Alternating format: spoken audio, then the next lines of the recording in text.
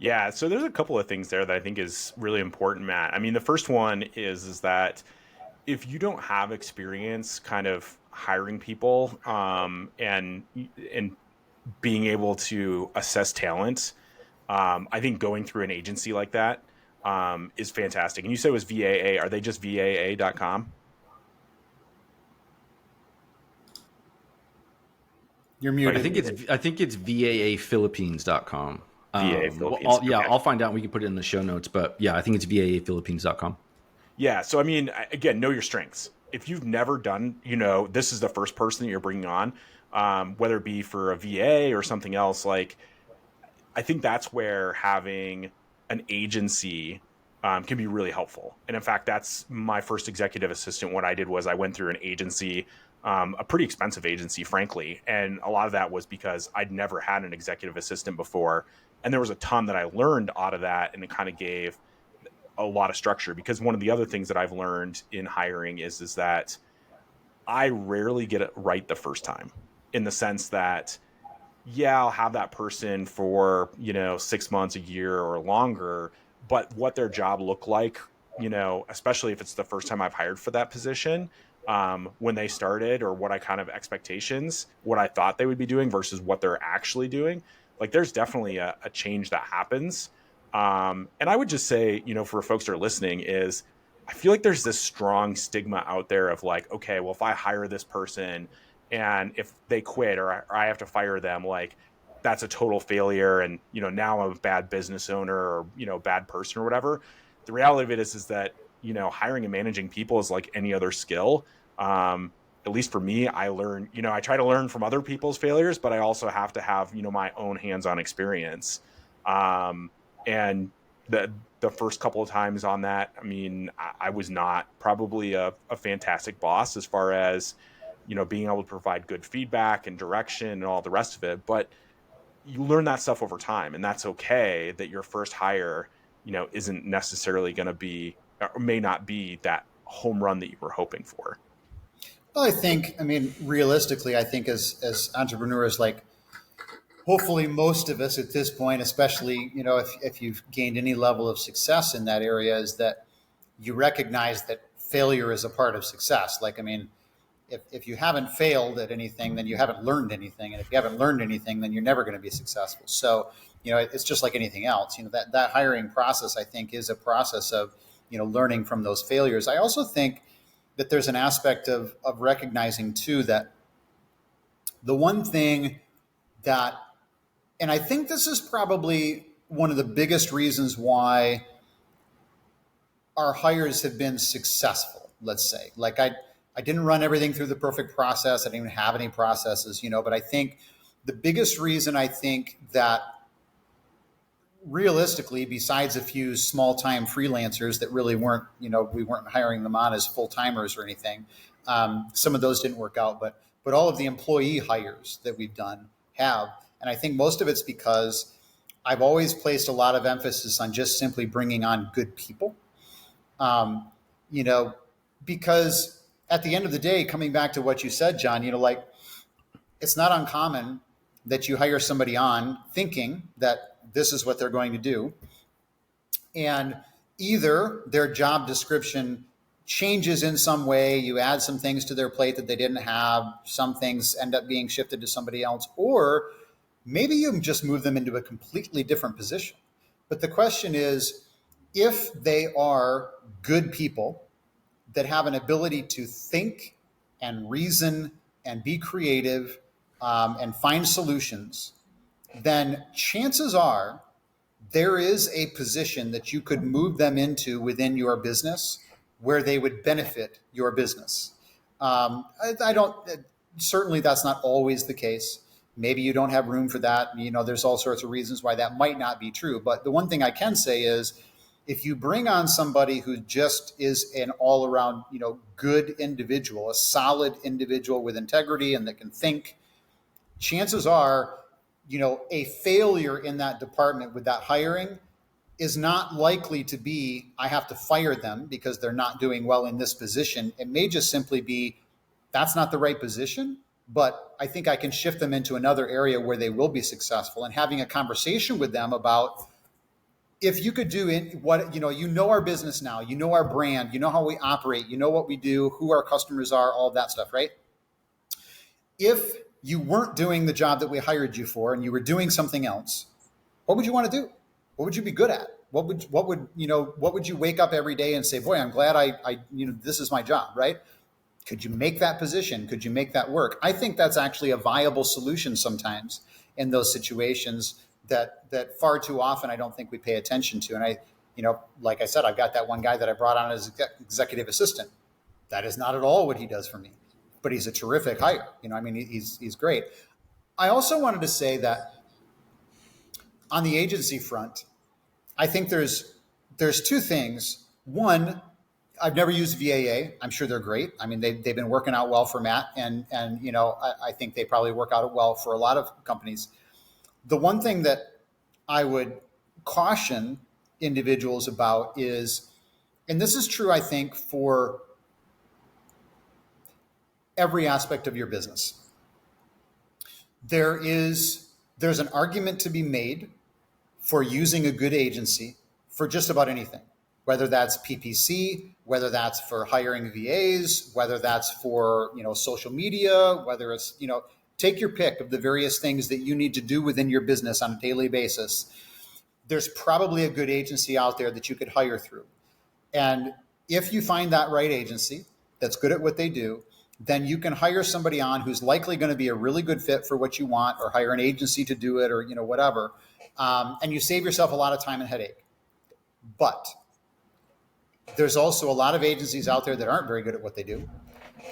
There's also another thing that I think is worth paying attention to, and that is when you use an agency to do what you could otherwise do in-house by hiring the right person, the one thing you lose and that you miss out on is the educational opportunity of walking through that process and learning what that looks like. So for instance, hiring somebody through VAA for a particular position within your company, you do miss out on part of that learning process of what does it look like to actually have proper HR processes in place, and how should I fill out a role profile? How should I decide what the skill set is that this person should have? How do I verify references?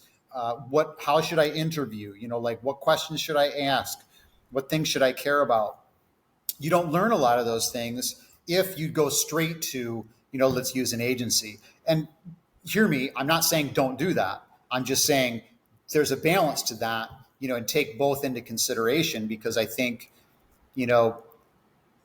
there's pluses and minuses on both sides. The one thing that I would say is with our team, I have some people who have been with me for a long time.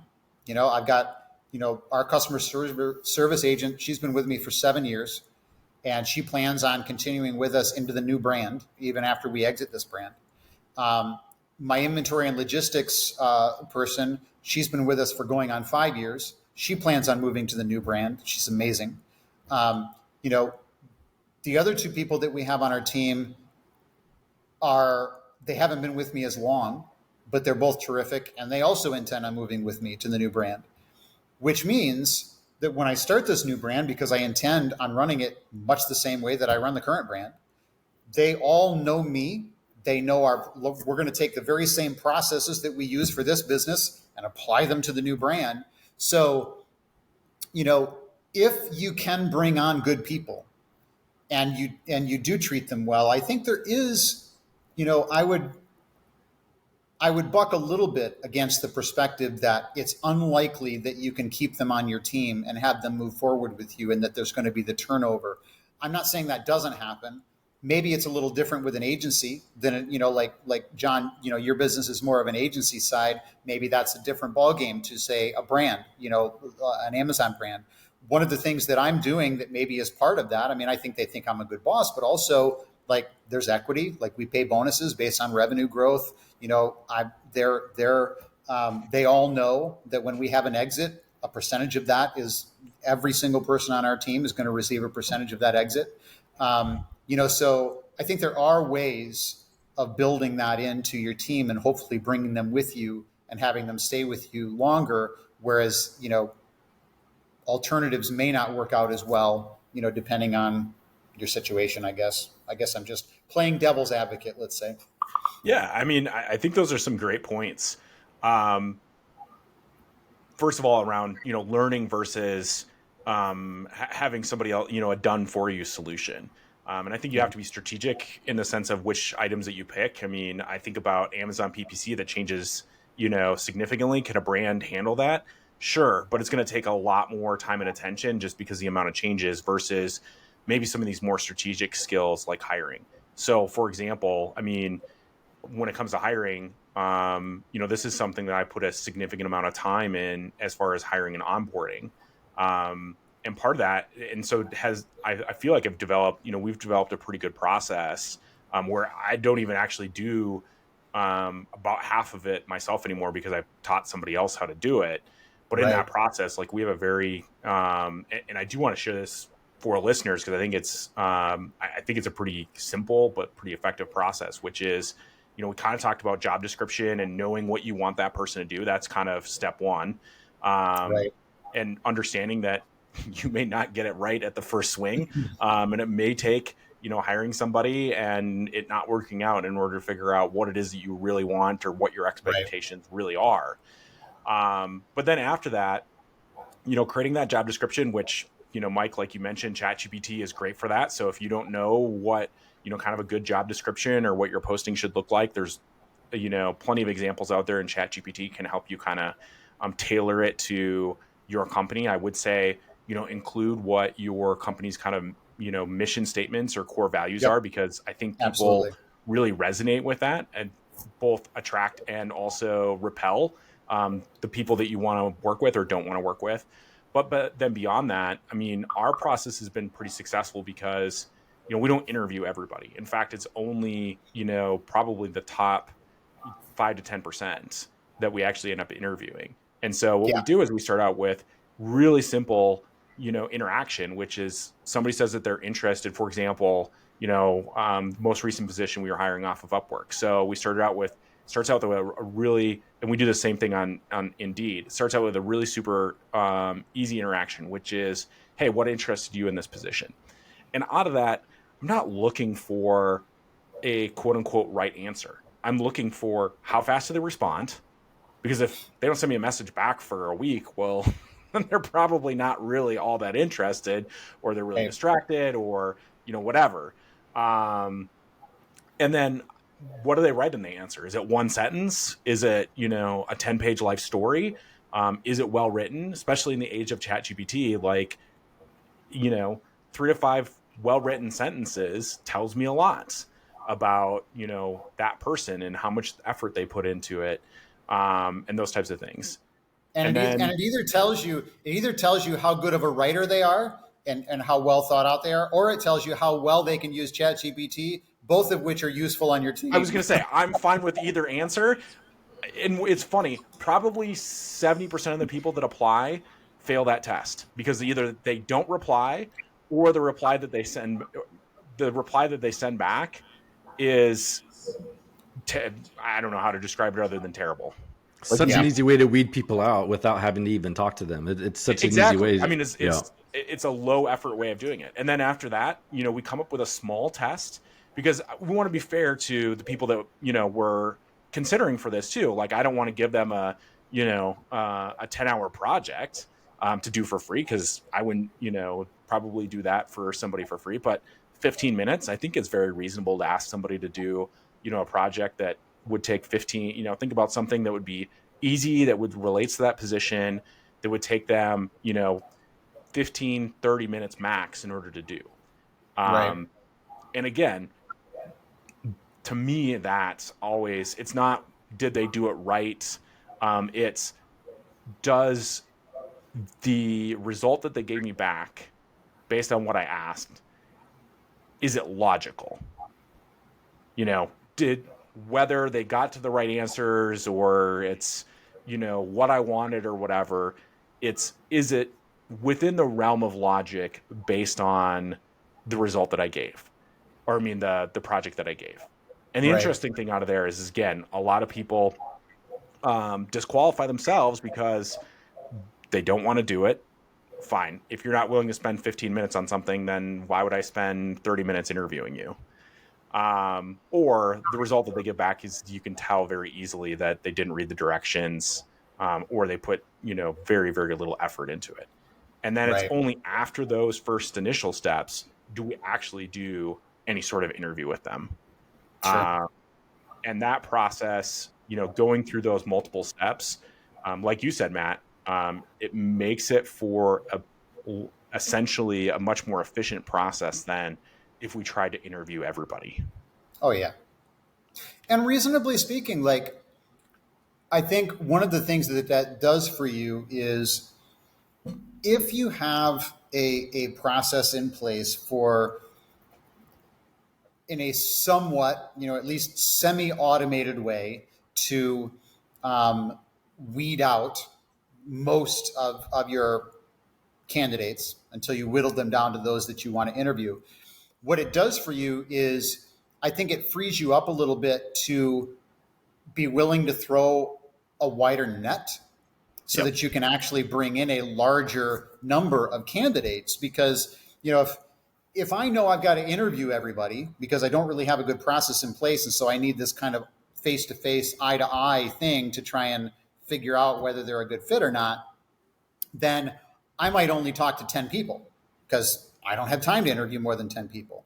If, on the other hand, I know I'm going to weed out, 80 to 90% of the candidates before I ever speak to them with a process that doesn't take a super large amount of time, then I might throw a net out to get 100 or 200 people, Yep. because and the more people, as long as you write your job offering properly, they know what the role looks like. You've really laid out, like, what are the skill sets I'm looking for, making sure they know I'm going to check your references. We're going to do this by the book, let's say, so don't think that you're just going to skate in and come under the radar. Like, lay out the whole thing. Like, this is the way that works. Because truthfully, a quality hire will want a company that does that, that vets who they're bringing in, because they want to know they're working with a good team. And in a company that doesn't do that, it just means that you're probably not coming into a team that you're going to want to work with.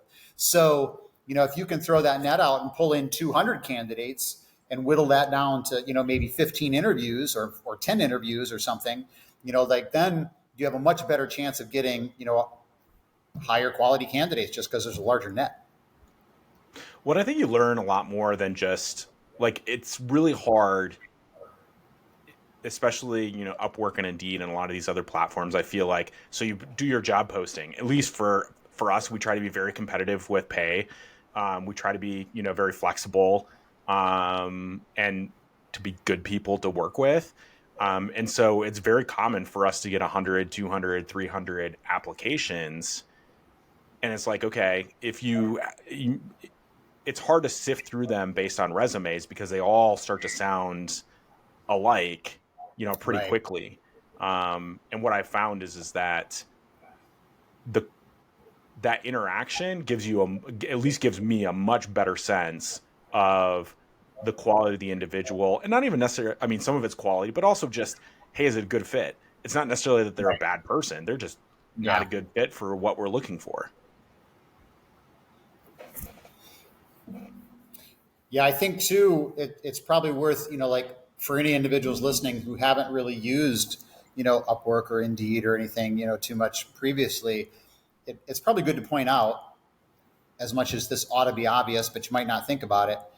When you're reading Upwork profiles or Indeed profiles or things like that, and you're trying to evaluate what a candidate looks like, remember that most of them are using ChatGPT to craft their resume and their profile. Like, they're saying, okay, if I wanted to be hired for such and such a job or this type of job, how would I describe myself to give myself the best opportunity, at actually getting that job, right? So, as you said, John, a lot of people's resumes and freelancer profiles and stuff are beginning to sound very much the same from one candidate to another because ChatGPT wrote it, and so, you really do need to walk through that process of, vetting them in different ways and trying to weed that process out. And then, at some point having that face to face, with a short list of candidates. But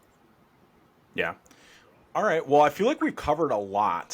So for listeners, I feel like there's been a lot of tips in here on how do we hire that right team member, whether it be an executive assistant or bringing on somebody else onto your team. As we wrap up here, Matt, what's maybe one kind of action item that you would give the listeners based on your experience? Yeah, well, I think the biggest one for me, and I'm speaking more for myself, and I know that there's a lot of other people out there, if you have failed in the past, don't always be so quick to blame the person that you hired. Look in the mirror and ask yourself, was I ready for this person? Do I, like Mike was talking about before, am I ready to hand over these tasks? Me personally, let alone is that person going to know what to do once they get in. So I think looking at yourself and making sure that you're ready to be able to hand over those tasks, I think is step one of even before you go out and start looking.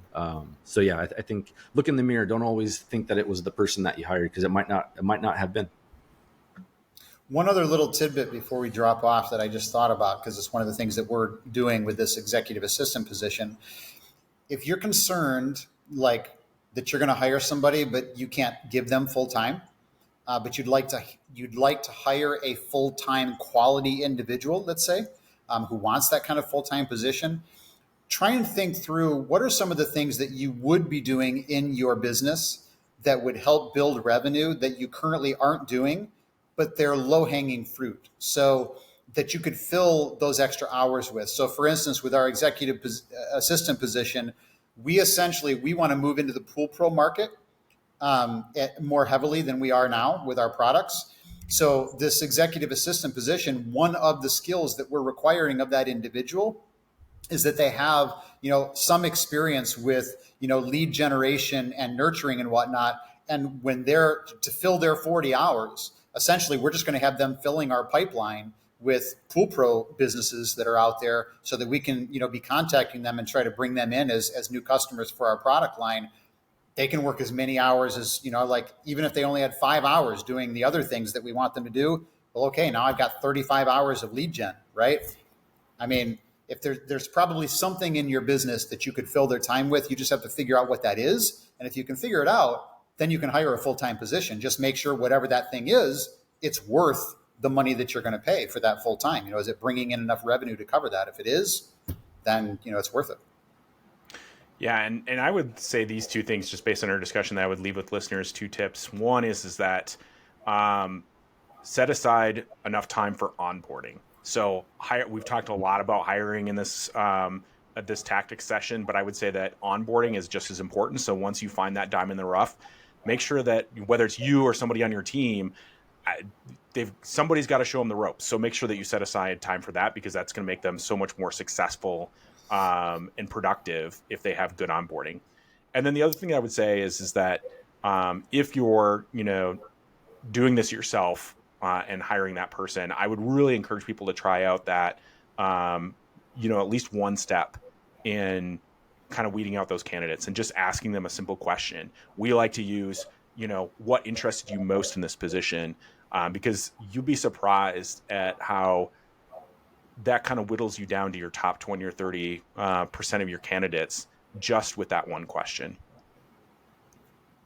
Oh, that's great, man. All right. Well, I think that's a great place to stop for today, but I think this is, we'll probably have more on this discussion, especially as, we continue to build our team. So thank you all for listening, and we'll see you next time.